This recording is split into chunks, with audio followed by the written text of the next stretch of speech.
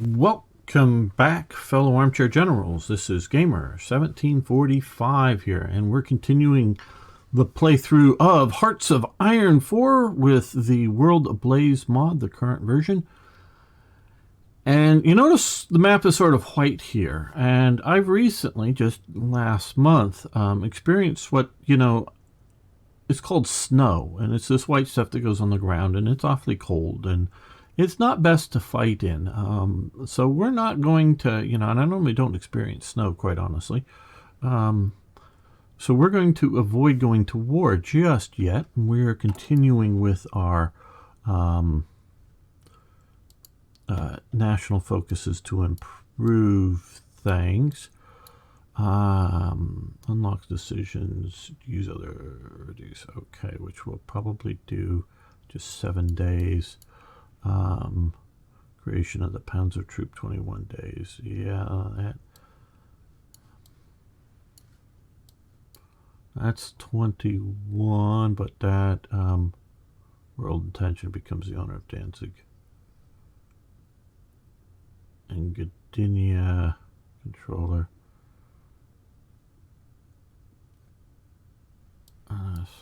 Swiss franc agreement has completed. Portugal controls Porto.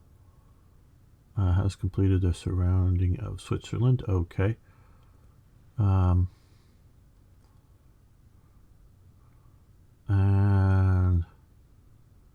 this will cancel if the requirements are not met. Swiss franc Portugal must approve the agreement because bonuses to take effect. German trade agreement grants. Consumer factories, Portugal grants consumer factory money given. Right, okay. Flak towers, right. Western war plans. As soon as we do this, we're going to start, I guess, over to this because we want to unlock that. Because we're not doing the do it in fall and then wait through the winter. For going west. Reich Commissariats. These will unlock once we get France defeated. Pressure Spain. Is capitulated, so once we can do that, we can pressure Spain.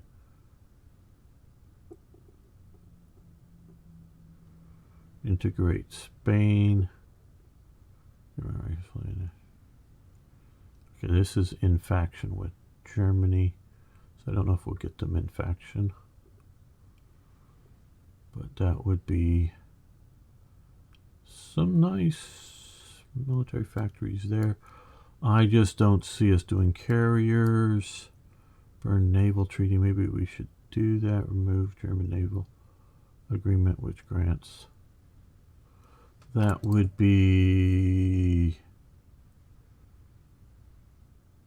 this, but we're not really building any of those, so I don't know. That probably would go away with the war starter. We would still just do it then. The Z plan is to build, big ships, but yeah.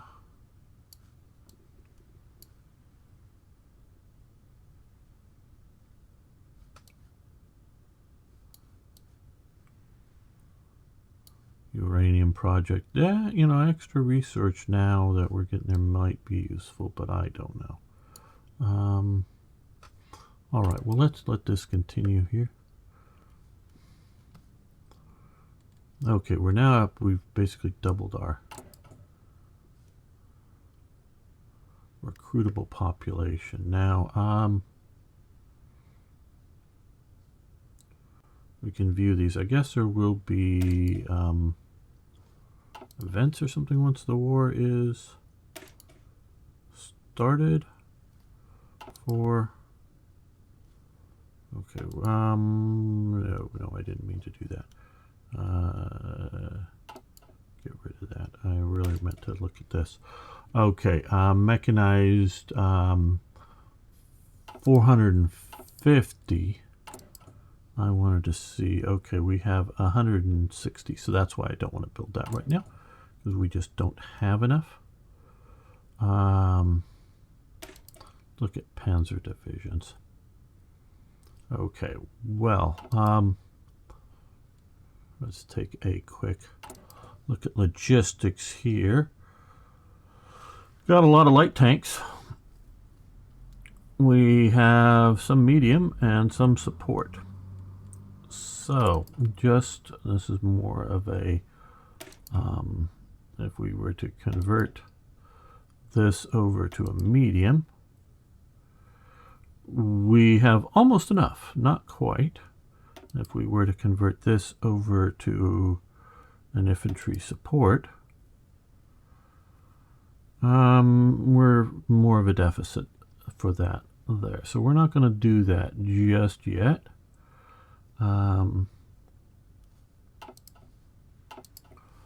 Now,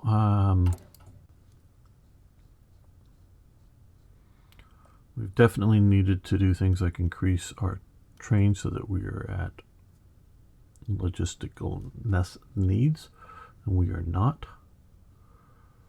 So I am not ready to add more there. Okay, we are low on rubber and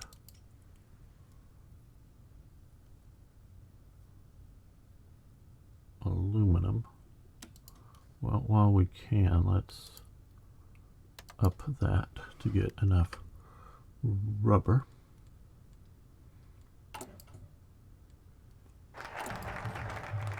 Okay, aggressive artillery, good.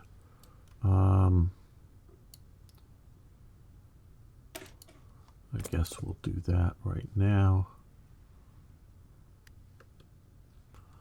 And let's come over here and look, now that we have that, for artillery decisions, forward observers. Okay, and we can do one of these two things. Air kill zones or, okay, frontal support.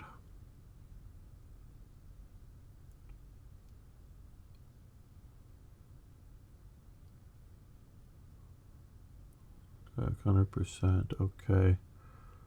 Air attack. This, air defense, soft air attack, hard air attack.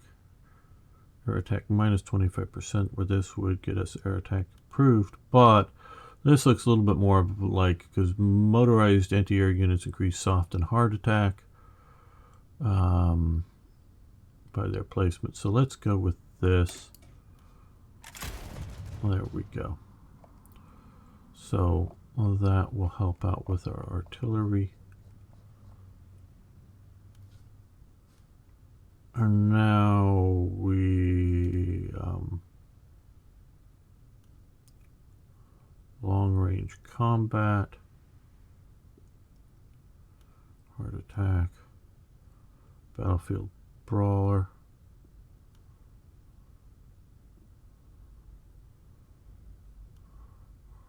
Attack.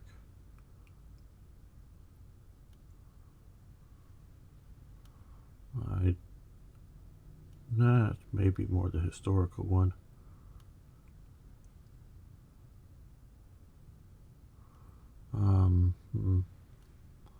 But we just don't have the 75 it needs right now. Okay, I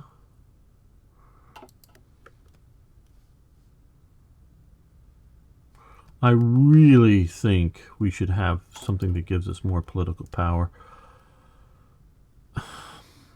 I know I've talked about this. I'm sorry if you guys like Niagara, who watches a lot of my content, has heard me go over this stuff.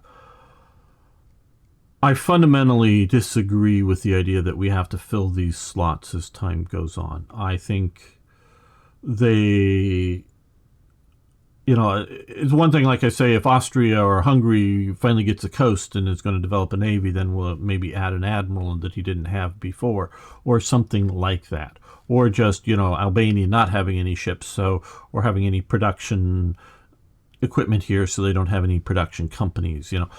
Unless it's something like that, I would start with, you know, yeah, I could see, you know, as we're, you know, armor technologies or something new, that might be something coming after 1936. But why not? You give a chief of the Navy at the start, Raider.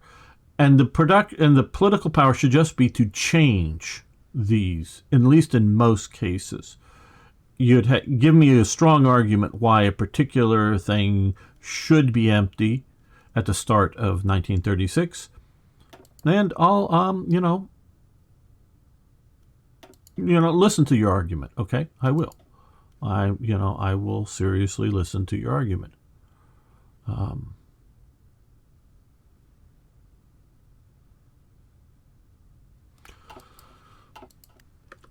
So you keep that, you know, and so I just think, you know, having like some of those positions unfilled. And so maybe this would be enough political power for the mod going along, and we have, I think I could have put like Goebbels in for more political power as opposed to a negative. You know, we could have gotten a bit more over the time, but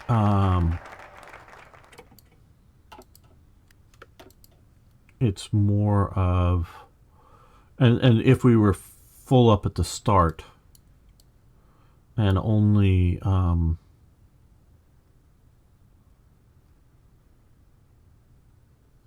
doing it, you know, only using it for switching. But if you're going to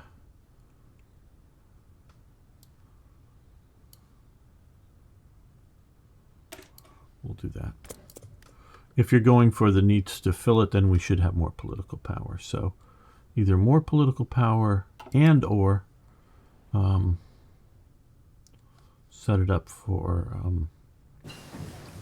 most things full at the start of the game.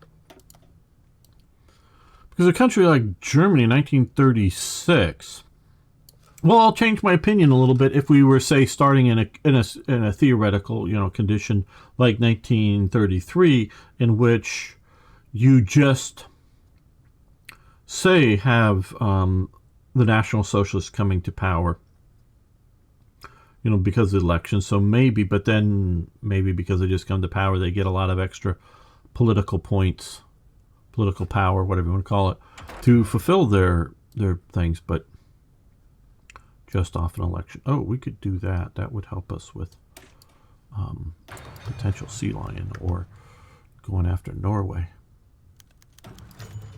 Okay, dominates Dutch trade. See, this is like one thing here that we keep spending power, or political power, on.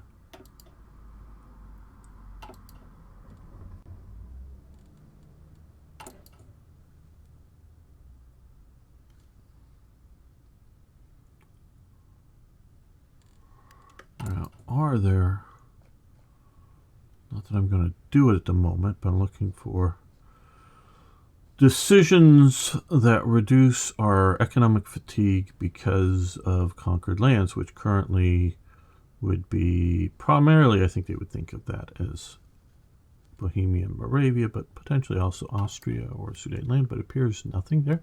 Okay, so our other German theater here of mobility, under von Kleist, let's see. Okay, these guys are all filled up. Is there something that increases the number of slots back?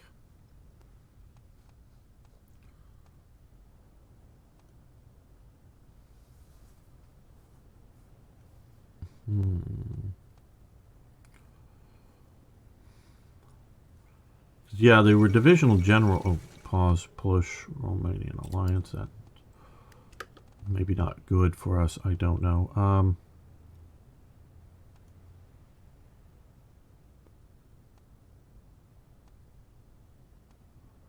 infantry division. We're going to do artillery expert here. Yeah, we have enough to do that. And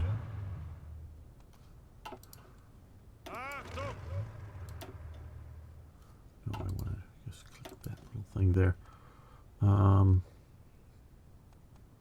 Full general, okay. Ah, that's what,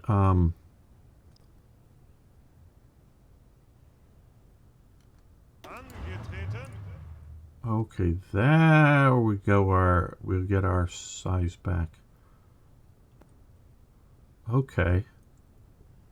Skilled staffer. Right. Okay, that's for Guderian, sorry. Let's look over here at Rommel. Oh, okay. Okay, he can't. Already maximum amount of assignable traits. Okay, so maybe I should not have given him. I don't know, did I just not scroll down? Okay, well. Well,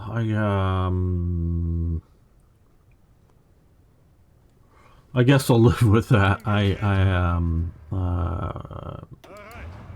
What, did I click on something? No. Oh, here, yes, he can go back to 8. Okay, so that we will give him to, and, no, it's him. Yes. Okay, well, maybe I should have messed up with Rommel. Alright, well.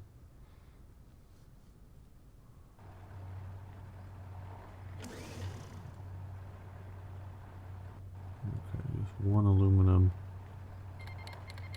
Nationalist Spain isn't giving us no longer effects from Spanish. For Spain, okay, well.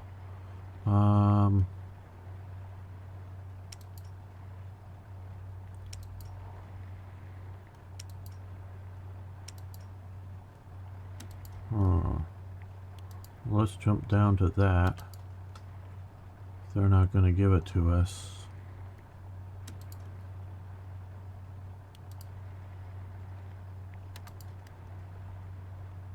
There we go. We have too much. It's more than we need. And rubber. Let's reduce rubber down. Increase our factories.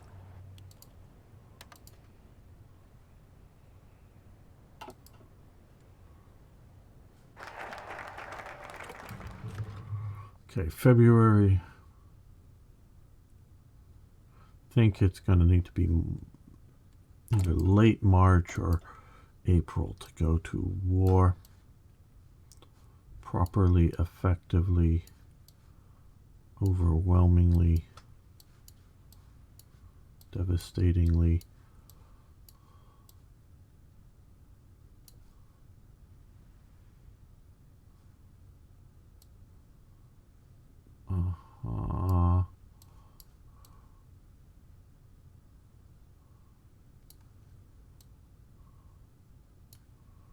Wolf packs, construction, or trend.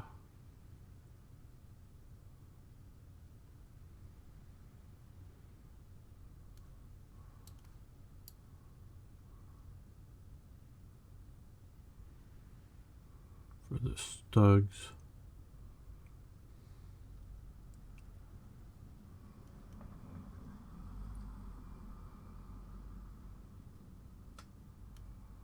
Well, 28 days versus 21 days. Are those few days going to matter? Probably not. So let's do the Stug. Sturmgeschütz. This really did come about right about now, I think.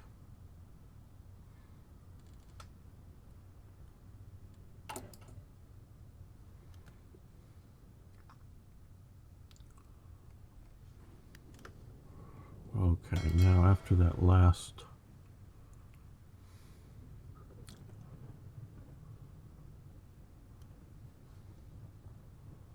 tirade of things,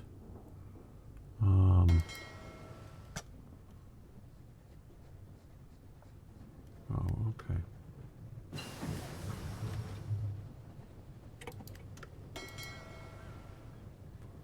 There we go. There we go.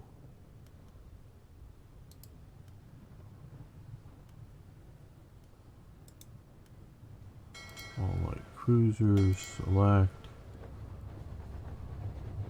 Come up to there because you're going to join that force. Right. Well, we're pretty up to date there.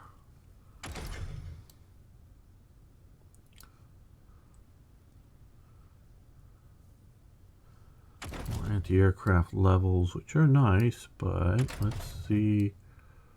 Military police. So we need to look. Suppression bonus. You know, I think we should see about these. Yeah, let's first look here. These sort of cavalry occupation suppression type forces. Yeah, let's train up.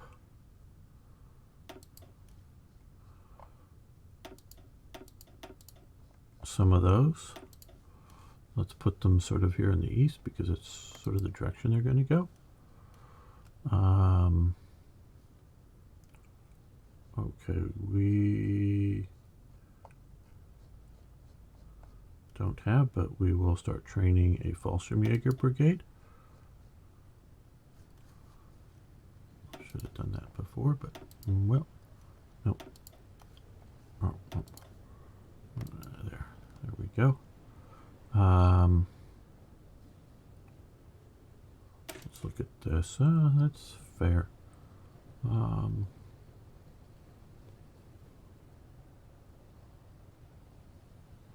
Really, yeah, it is just a brigade.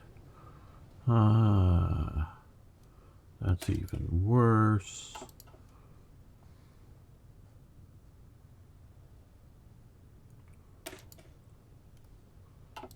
I think the Austrian infantry divisions before we converted them over to looking like that.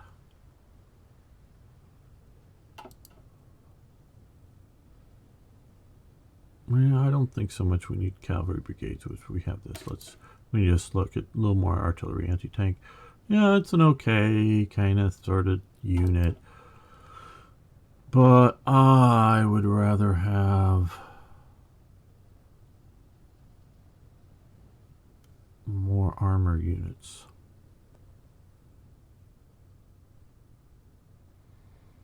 We may eventually do some specialized units here, create some variants to the standard.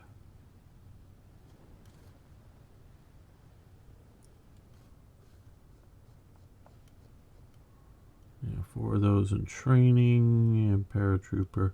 Yeah, okay, I'm sort of satisfied with that, I guess.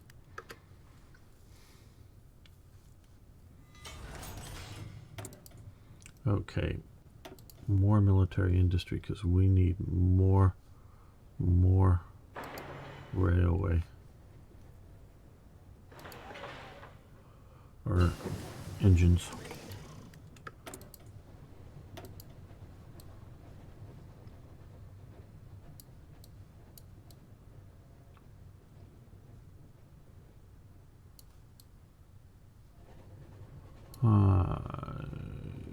Ju-88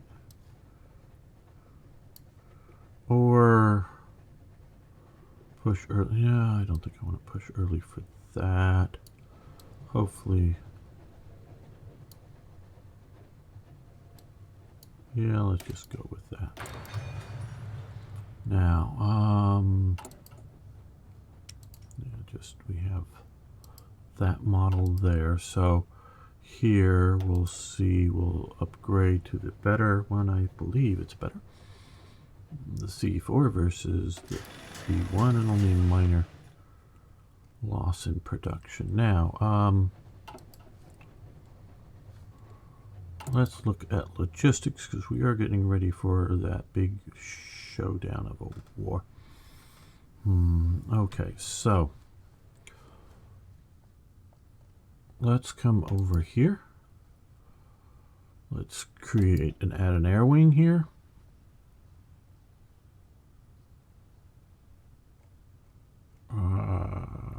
Okay, here we are. 94. Okay, it's going to be 25 per air wing. That is very good. I don't like the idea that everything should be like 100.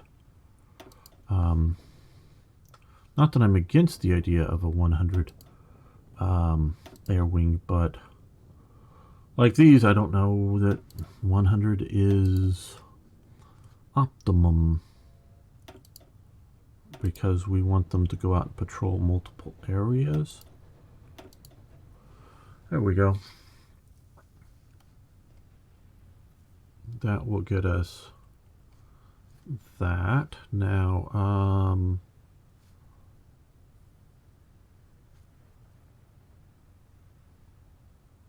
maybe down here would be good. Yes, for more naval bombers. No, not naval bombers. Thinking for these guys. Okay, so 100 for them. Yep, I'm thinking about, you know, bomber interceptors.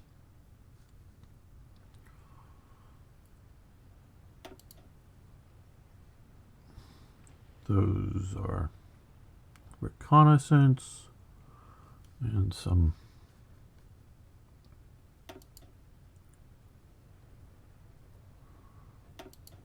bombers. So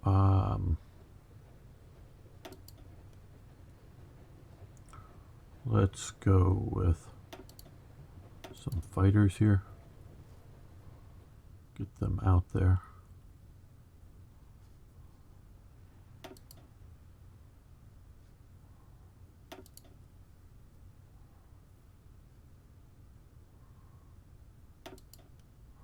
Let's move them up to there. What do we have back here? Okay, Richthofen or transport of 100. A lot of reconnaissance units. Let's move some of these guys.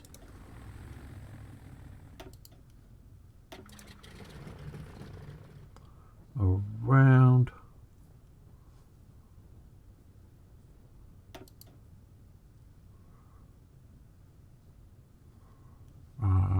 Yeah, I got plenty of room. So let's do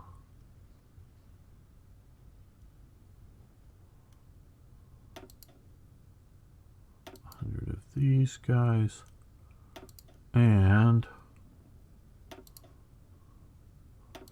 100 of them to get enough for that air base.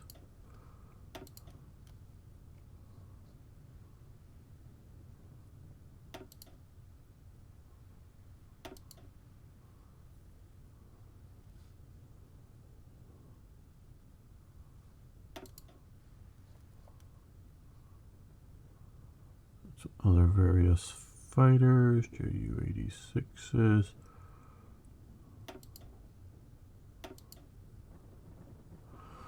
Okay, well that's deployed out a good chunk of my Luftwaffe, or my air assets, to the Luftwaffe now.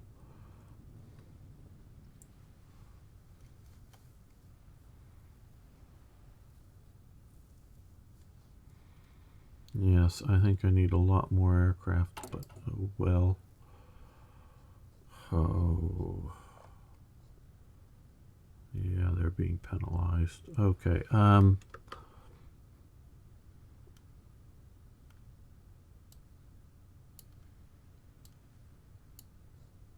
let's move the transports to the bottom of the barrel for priority of resources, so that they are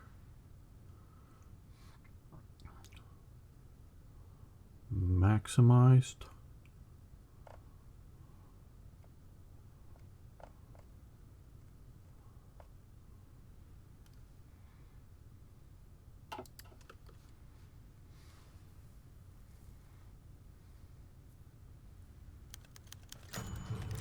Okay, excellent suggestion. So, let's look. Oh, no, here, doctrines. Was it a mountaineering or no? It's a I guess it's a research benefit over here for mountaineering. Here maybe urban training or something. I don't know. And naval. Well, maybe it's naval doctrine. Yeah, naval doctrine. Let's see here. Yes. Okay.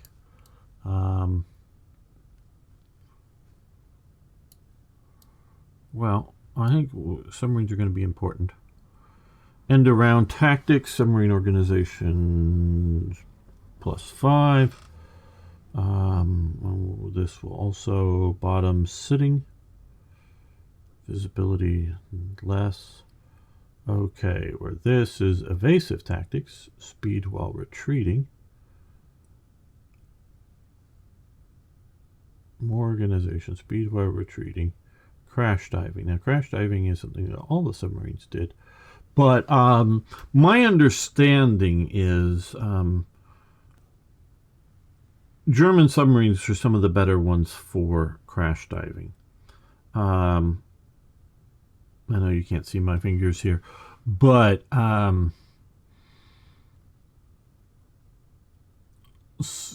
we think of submarines as like going really deep into the ocean and getting away from the vessels until you realize that I think it was reading about the I-400 class. That was the big ones, because there were some big ones that carried 3 aircraft, submarines we're talking about. Then there were some, I think they sort of, I don't know if they're categorized with the I-400, but looking at them, there's like 1 or 2 that carry 2 aircraft. And then Japan also had a bunch, I don't know, 12, 20, something, I don't know. Several different classes before the war starts that carry a single aircraft in a hangar that would go down. But the I-400s are the biggies. Well, they're so big, they're so long that they're longer than the depth that they could dive, if you understand. So if you were to make them, instead of horizontal, vertical, and pointed down, say, the bow would be at crush depth when the engines were just going below the water. So you can look at the length of a submarine and a lot of the other submarines that are considerably shorter, but I guess the I-400s actually could dive fairly deep. But it does affect how quickly you can go down to disappear. So they're not going all that deep. So a lot of these submarines, so maybe a German submarine, I'm just, if it's half the length of a I-400 or something, can only go like twice as deep, twice its length down under the water. It's not that deep. And when they're longer, and the American cruiser submarines were much longer than the German cruiser submarines because they're Pacific Ocean ships, or boats, whatever you want to call them. They're designed to go out in the Pacific, where the Germans are Atlantic vessels designed to go out in the Atlantic. So even when they were going across the Atlantic, that's still a lot closer than the operational planned range for the American submarines. So the German submarines, even when we're talking the cruiser types, are shorter, so they can crash dive quicker, because the American ones, and it's only marginally quicker, but still that counts when aircraft are coming down at you. Because the longer the vessel is, you can think of it, if they both like crash dive down at, I don't know, 15 degrees. Well, to move that longer vessel down for 15 degrees, for the American one to get it down and get it off the surface versus the shorter, stubbier German ones, you can see how the shorter ones can crash dive better. So even all things being equal, there may be other elements that speed up or not, slow up or not. So. Okay, more hit point, crash diving, evasive. So they can get out of there better, faster. Yeah, I think we'll do this and this. Okay, and we still have even more we can do. So, undersea blockade. Okay, so submarine organization up, and submarine attack up. Or unrestricted submarine warfare, which is just submarine attack. 5% versus 10%. I don't know how much the organization would help. Wolfpack is down here, but well, we'll go with the German unrestricted term, so we'll do that. Oh, and we can now come here. Now, Wolfpacks versus solitary hunters. Okay, well, operationally, the Wolfpacks, well, when they worked well, when their technology was good, but even then it was sort of marginal in effectiveness. With a convoy, it was generally understood that a convoy with proper escorts, and not all convoys had proper escorts, but when they had reasonably proper escorts, they were going to be able to pick up that there's a submarine out there. Maybe, likely, after the submarine shoots, and there's a big bang that goes off when, you know, the torpedo hits the target. They go, hey, there's a submarine out there, and they may often, depending on conditions, have an idea.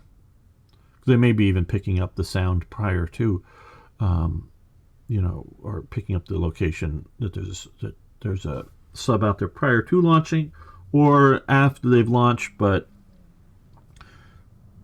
the torpedo gets spotted as it comes in, so it's not just a bang, but, you know, they quickly, you know, signaled the direction that the torpedo came from. Well,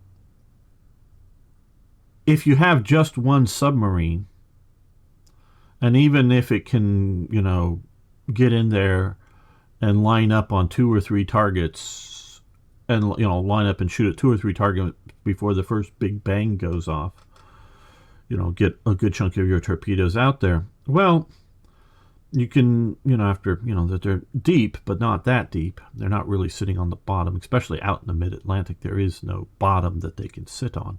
You can sit on the bottom of the Mediterranean in many areas, definitely the Adriatic in many areas, but you can't out, you know, the North Sea maybe, depending on where and what you're talking about. But again, not out in the Atlantic. Not crush on the way down. That you're sort of out there and you have all of the submarine hunters coming after and hunting you. And so, yeah, so what? You know, you have 2 or 3 torpedo hits. May or may not sink the vessel. Even if it did, so what? If you die, you're simply trading one submarine for, say, 3 cargo vessels. You know, all 3 torpedoes hit and they sink.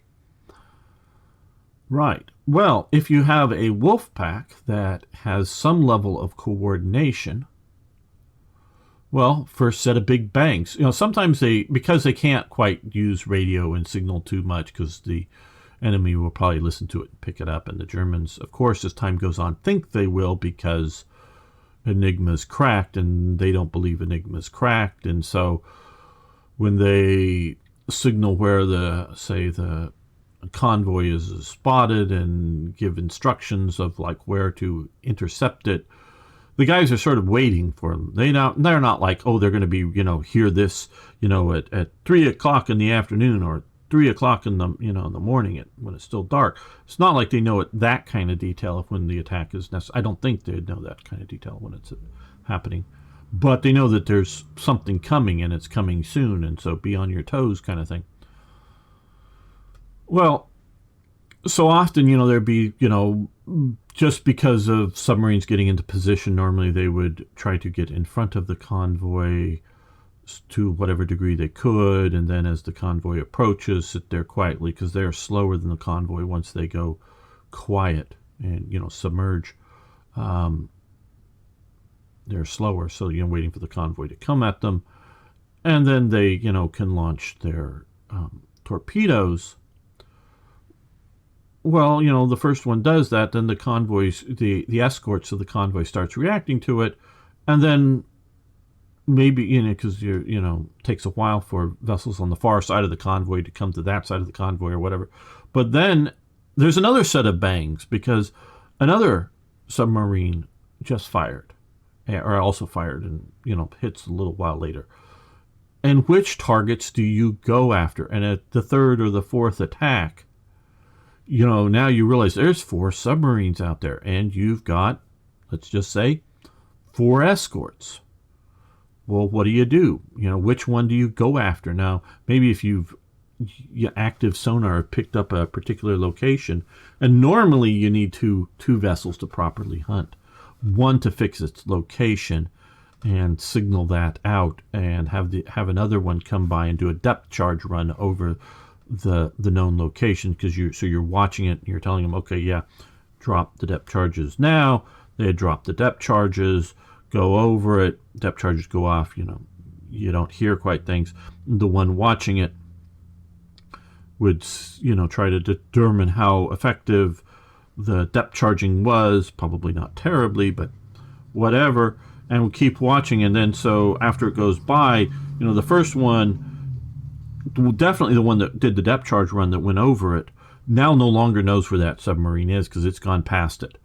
And so you have the other one watching where it was to then see if it's turning, right or left or whatever, and watching its maneuvers and try to keep track of where it's trying to maneuver to. So, and it's keeping track, and then the other one, loops around and gets the signal of it, and so it becomes the watcher, and the first watcher becomes the next attacker. So they sort of trade off like that. That's sort of the idea, at least one of the ideas of submarine hunting, and it's best to use two submarine chasers or hunters or whatever to do set attacks. So if you have a flurry of submarines attacking, probably at best you may get lucky. You very well may get lucky, and especially at night, some of the Germans like to come on at surface because they could come with their diesel engines on and come in faster than the cargo vessels could go. Maybe not faster than the escorts. It depends on what escorts necessarily, but something like the Flower class corvettes that the Canadians use, probably the submarines would be faster. I don't quite, it depends on which model too of the submarine, but probably they would be faster, where if you're talking about a good destroyer, probably the destroyers would be faster. But come in and just barely surfaced and try to just use the night as cover to be able to launch attacks. Obviously, you can't do that in the daytime because the deck gunners will be able to spot the targets well enough, the submarines as targets, and shoot them up well enough. But so if there's enough out there, it becomes more of the idea that the submarine chasers or the hunters, the surface vessels, the escorts, are just trying to keep the submarines away far enough that they don't feel comfortable confident coming in close and launching at, we're close enough, we launch a torpedo, no matter what that ship starts to do, it can't get out of the path of the torpedo. No, you want them to launch out far so then that they can zig and zag and maybe miss. Now, of course, if you have a lot of big convoy, a lot of overlapping targets, you may miss the one you shot at, but hit another one in the convoy, depending on how they're moving. But try to just keep them away to keep them being an ineffective attack. That's what it becomes more of your mission, is ineffective attack, so that 80, maybe even 90% of the convoy gets safely to port, and of even the ships that are sunk, 80 to 90% of those crews are lifted off by some destroyer or other escort, so that it's safe, and go, yeah, okay, we're going to have a 20% loss or whatever on transatlantic columns, or convoys. Well, that's good enough, kind of thing. And that's until the technology gets good enough that and overwhelming escorts and again, Enigma code cracking and being able to send aircraft out to spot the submarines while they're on the surface and attack them way out while they're on the surface and all that stuff, until the overwhelming, convoy system really gets up to speed, then it becomes a whole different game. But while early on, generally it's just minimize your losses and keep the subs away, and once in a while you get lucky and you kill them if you're doing wolf packs. Now, the Americans did mostly solitary hunters. But the Japanese did a terrible job at convoy escorts and whatnot. So, and if your enemy is not using convoys, it is better to be solitary hunters, because big effective convoys, because if there's just like 2 or 3 ships out there, cargo vessels, and there's some, out of date destroyer type thing that's escorting them, and the Japanese technology never matched anybody else's, really, at least not of them, British and American or Germans, and maybe not even the Italian technology for spotting, probably the Italians may have been better too, spotting submarines.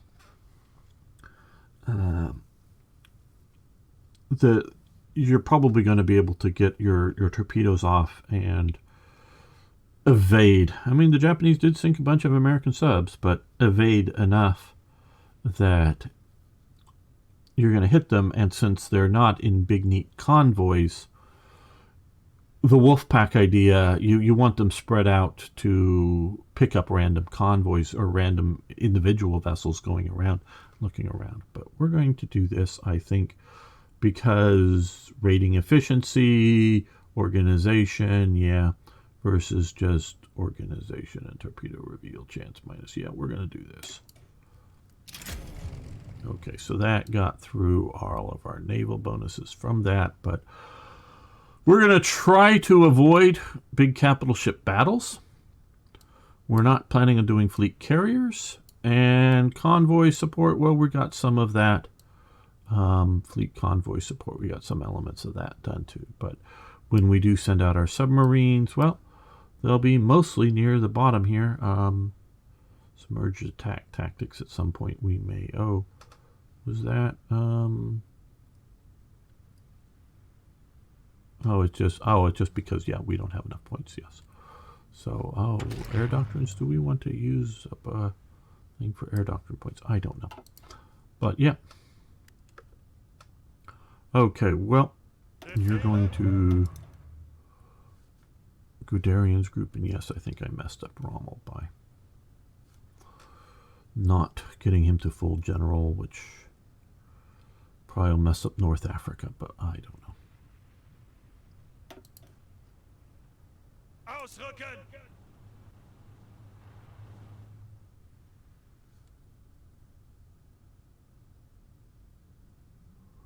Now, how many tank destroyers? Okay. Now, if we were to come to, well, let's take a look here.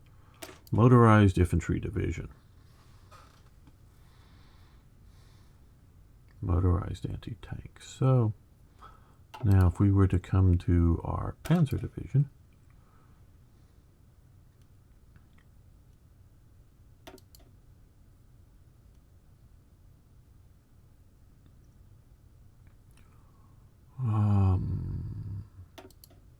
what is, that's just going to use Toad, so now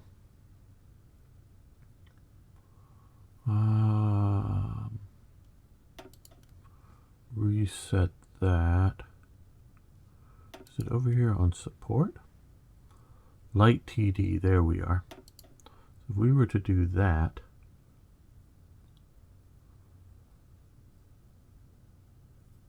we would need the Panzer ones, which we are Yag Panzer ones, and we have plenty. Yeah, let's do that. Okay, so that now makes these a little more deadly.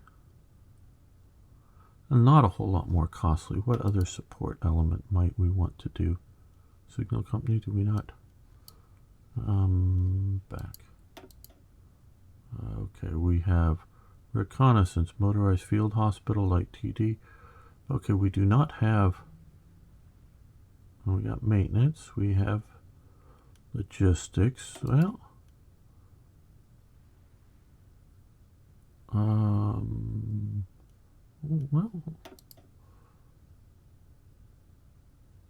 motorized field hospital, reconnaissance, salt engineers, light TD, which we just... Okay,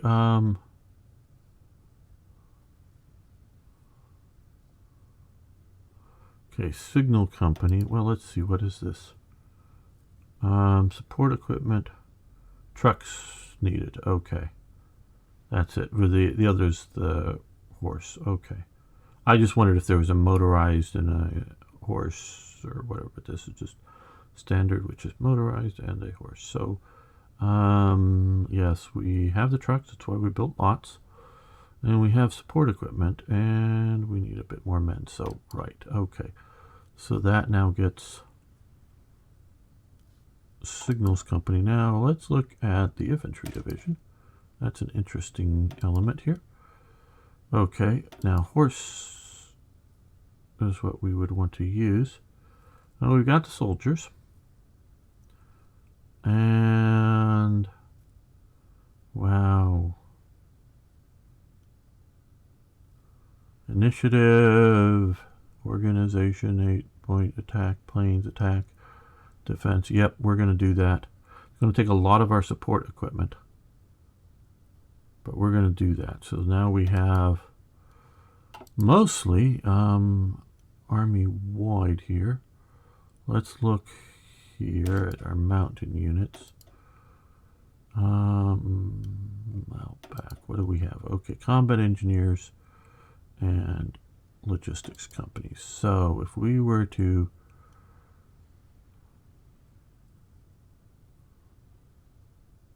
throw on reconnaissance,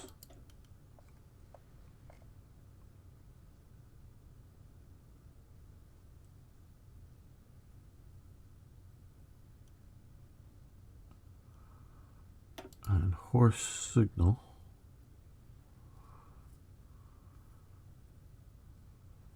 infantry equipment, support equipment.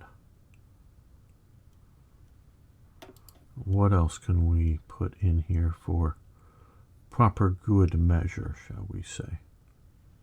Do we want to do support artillery or support anti-tank?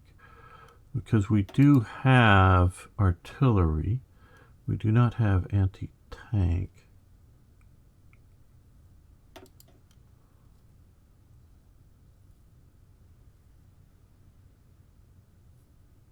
How much tanks are we going to run into? Well, if it's going after Norway, maybe not much. If it's going after the Soviet Union, maybe some.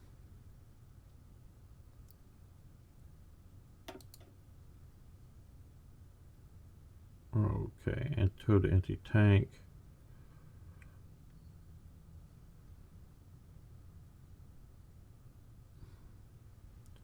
It doesn't seem to harm us in, like, see that, you can see movement and attack in various terrains. I was just wondering if that was going to harm us, like slow us down heavily in the mountains or something. But apparently not. And so that would give this guy, his 6 battalions here, some anti-tank support. Yeah, okay, good, because we, well, we should probably put one into, we can't. We are training as many men as we can right now. Well, I guess we could do some more of those. But we do have Oh, I don't know. It's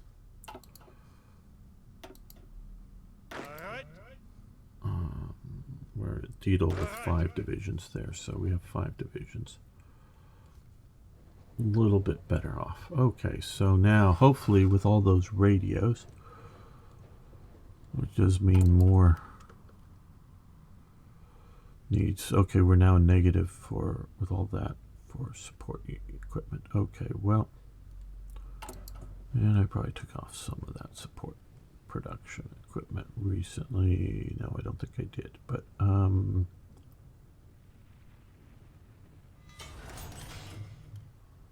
let's go down 5 and up 5. Okay, well,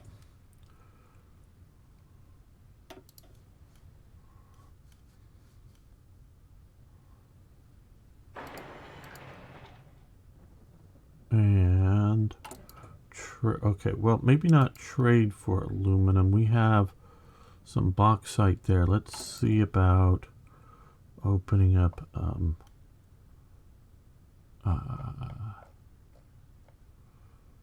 reactivate core aluminum. We need more bauxite. Okay, so let's trade for some bauxite.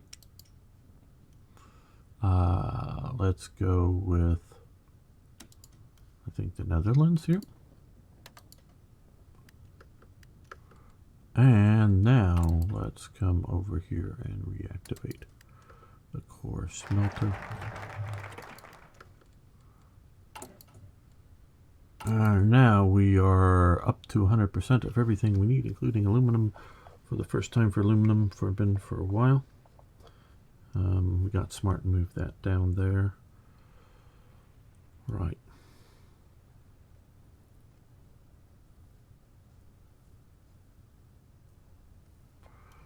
Okay, we have almost 200 convoys free right now. We're using 14, but we will use more once we get around places. Okay, well, right. Okay, March. April, like I said, was sort of looked to be okay. So weather is improving probably enough to start our campaign. So let's take one quick look around here.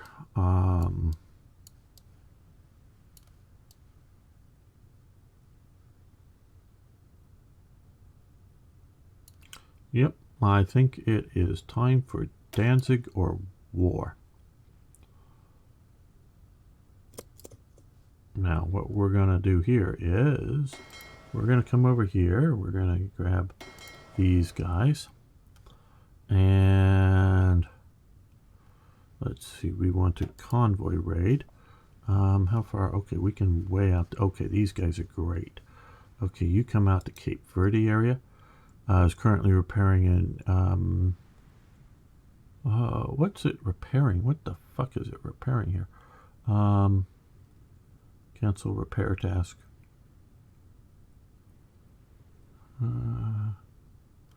No, okay. German Reich flotilla. Let's. Are all these repairing some crap? Oh, told me that was the same one I just grabbed. What are they?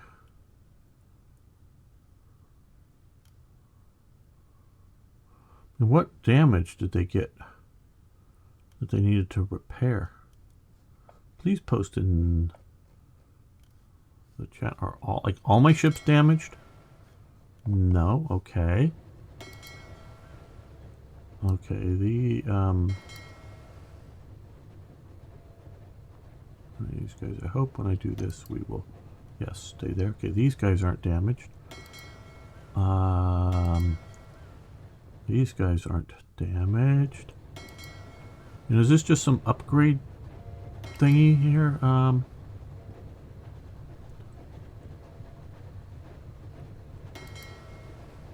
Okay, here we go. These are all in good shape. These are type 9s.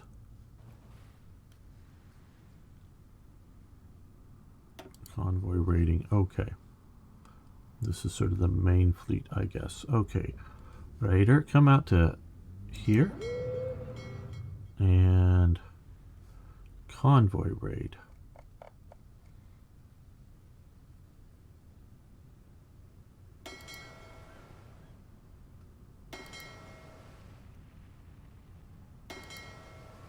So does they come from the factory needing work and upgrade or something? I don't know. Because these guys are part way done.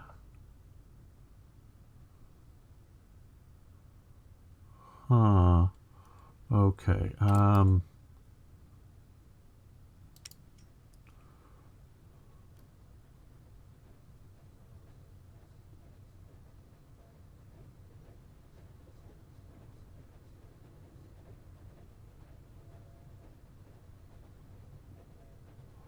Okay, well, what I think we need to do here is move some of them to other ports to get them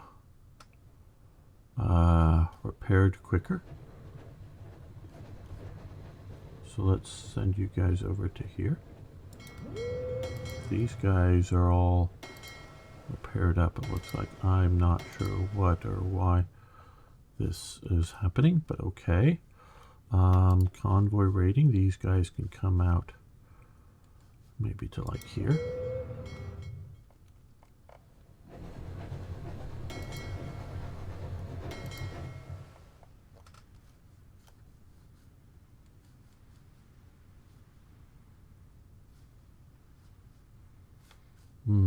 These guys maybe come out convoy rating to here.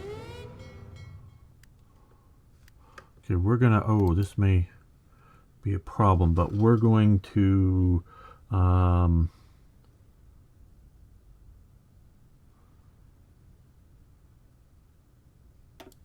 tell that no. Will this probably, I don't know.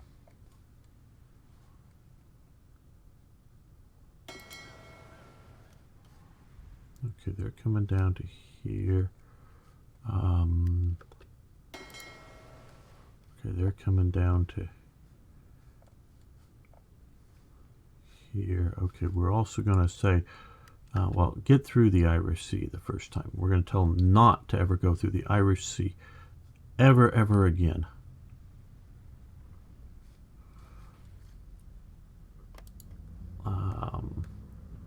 Another do not go. Go around the Irish Sea. Right, okay.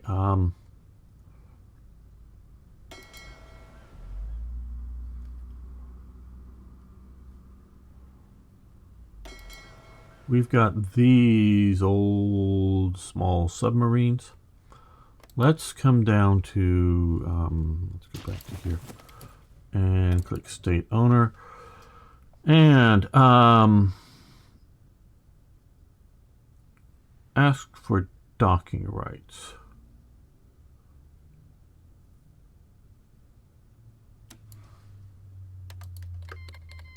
Okay.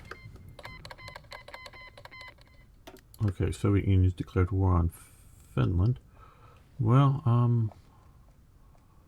I know I'm doing things goofy, so whatever. Yeah, let's come down to Toronto. Rebase down to there.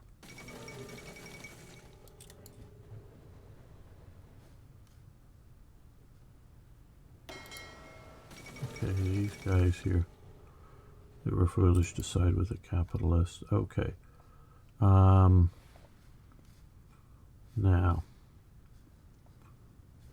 here,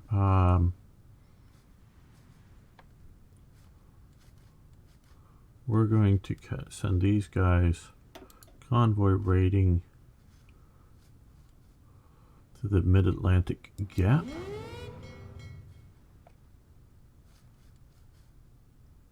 With a, tell them to, if you can, avoid there.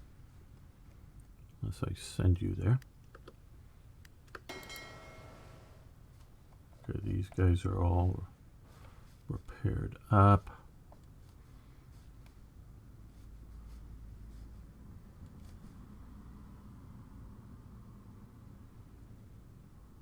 Yeah, let's go to Labrador Basin.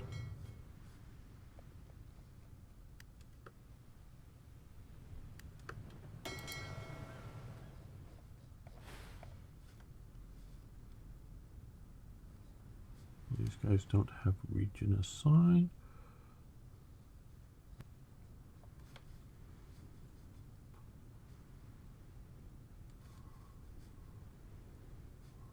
Well, these guys cutting off stuff coming around Africa.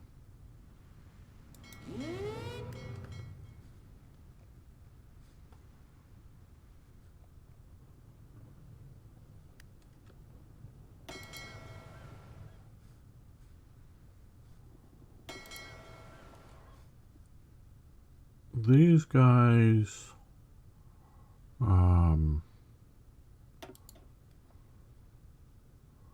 convoy rating.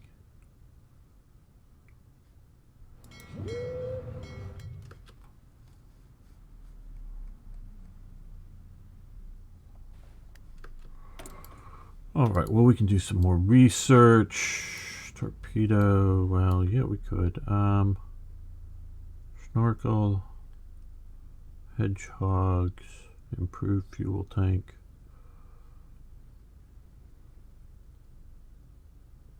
Well, let's do improved fuel tank.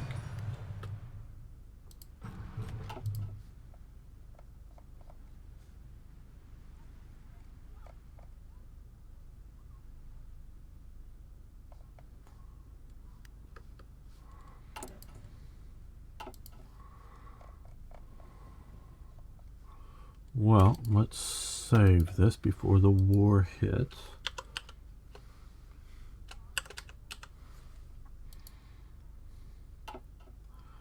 Here. But before we do any more of that, well, let's first come over here. Okay. I want you to come up to here and go after air supremacy. Can we get, oh no, it's an either or with this now. Okay. Oh, here, Eastern Spain. Oh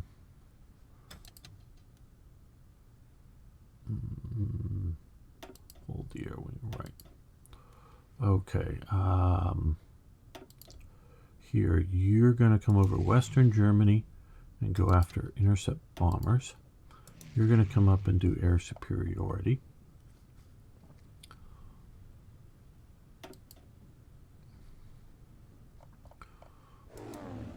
You're going to come up here and do that.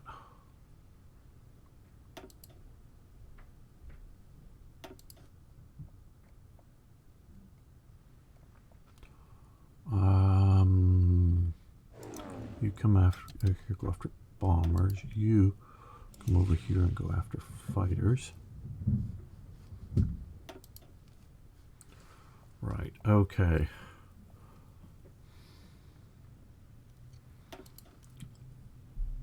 You come up to Prussia and go after enemy fighters. You come up over Prussia and go after enemy bombers. Oh, hey, if you guys watching, seeing I'm doing something particularly wrong, let me know. I'd love to learn if I'm messing this up. Okay.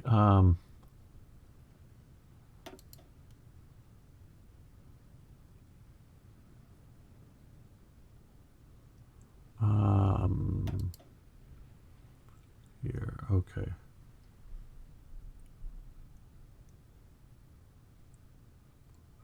Where this is achieve air superiority engaging enemy fighters, secondary mission bombers, and other planes. Right.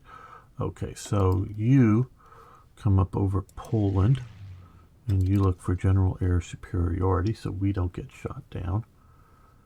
Yeah, and here maybe I should be doing this a bit more interception. I don't know. Okay, now down here we have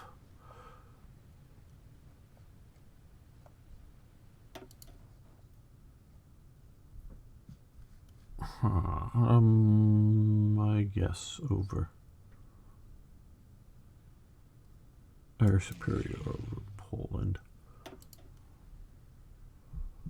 We got lots of these guys that are going to do reconnaissance missions, I guess.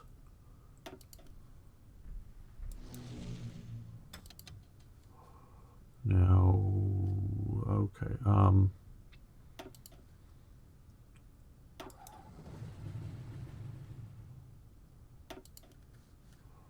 let's send you guys to there.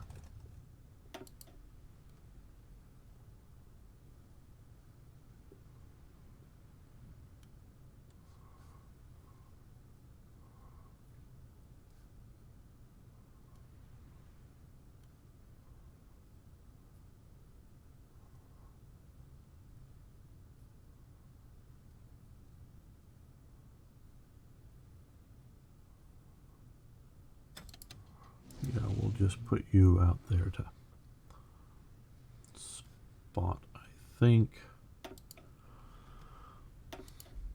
You out to here, but I want you to actively strike.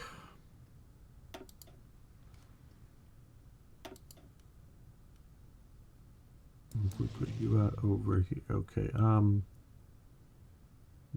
you're gonna, now we're gonna put you over here and have you go after that. All right,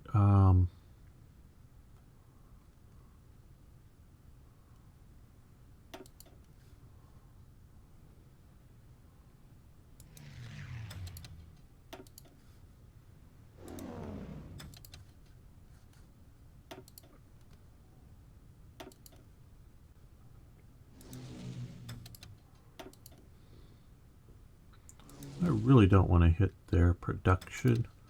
I really don't want to hit their infrastructure. I believe I can capture it with ground forces and don't need to do the let's destroy Warsaw, where they're just as a morale attempt at morale destruction, or hey, they're producing machine guns or whatever, and they were producing machine guns and whatnot in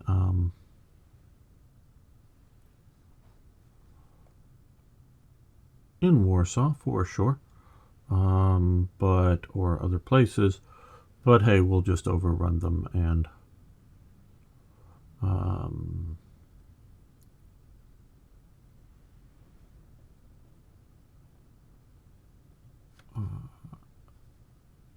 take them out.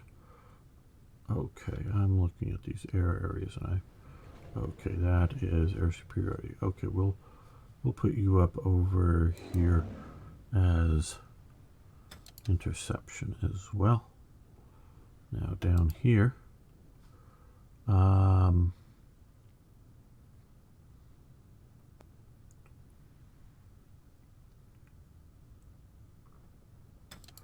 I think we'll just put you up as air superiority.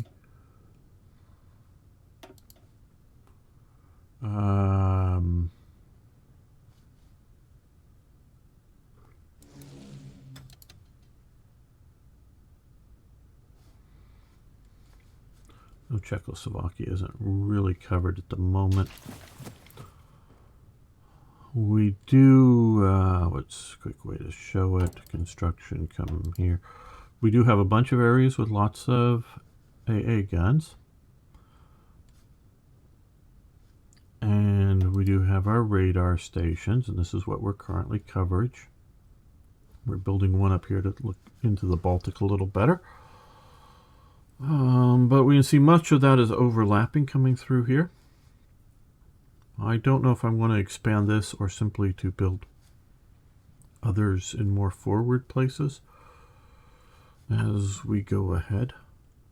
But we've got a while before we go to war with the Soviet Union. So we want to have both a intelligence look into their rear areas as well as coverage for the Baltics. And I also wanted down here to help cover for Italy a little bit. I don't know if the Italians get benefits from our radar coverage. I just don't know.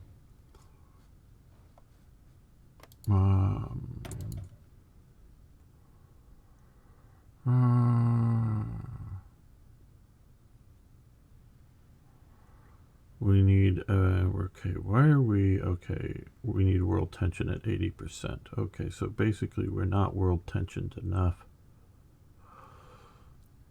to do that through that method. Is there not a, because we got the pack of steel and we also have the Comintern pack. Between these two,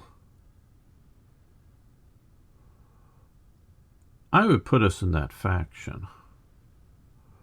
I don't know, is the tripartite pact in effect? I don't know. I don't know. Where is diplomacy? You know how to find it here, all these. Oh, here we are. Okay. Diplomacy. Oh, well, okay. Yeah, here. Okay. Non-aggression pact has sent military attaché to Japan, which we've been, I haven't been showing last couple episodes, really. We can look over here. Well, Japan's doing mildly well. Down here, particularly. China does spam out lots and lots of militia units on our multiplayer game. The Japanese player is very, very frustrated with the spamming of units behind lines and whatnot, and lost his good army because it got cut off. Yeah. All right. Okay. Well, okay, let's, okay. Well, we're going to, I guess, end this episode here so that maybe the next one we will announce that the war has started and to get more people to come in and check that out. But we're preparing for it. So thank you so much for watching this far, and I really do appreciate all of you, but particularly I appreciate Tim, Strongarm, Niagro, Timothy, Sir Toyjet, Gary, and of course the Hoffmanator for your support over on Patreon. But if everybody else just smash the like button, post a comment, that's all I ask of anybody. Thank you so much. See you next time for more, yes, even more Hearts of Iron.